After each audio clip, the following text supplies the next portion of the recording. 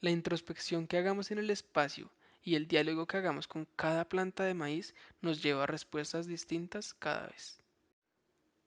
La contemplación se logra al cambiar de perspectiva, y la altura otorga una visual privilegiada del laberinto y de los 8 espacios de conversación.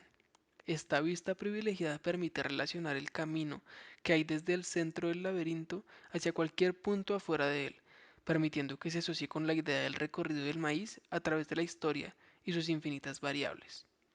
El jardín modifica el espacio y el paisaje, para así permitir nuevas interacciones entre seres vivos a través de recorridos que invitan a relacionarse, a conocerse y a reconciliarse.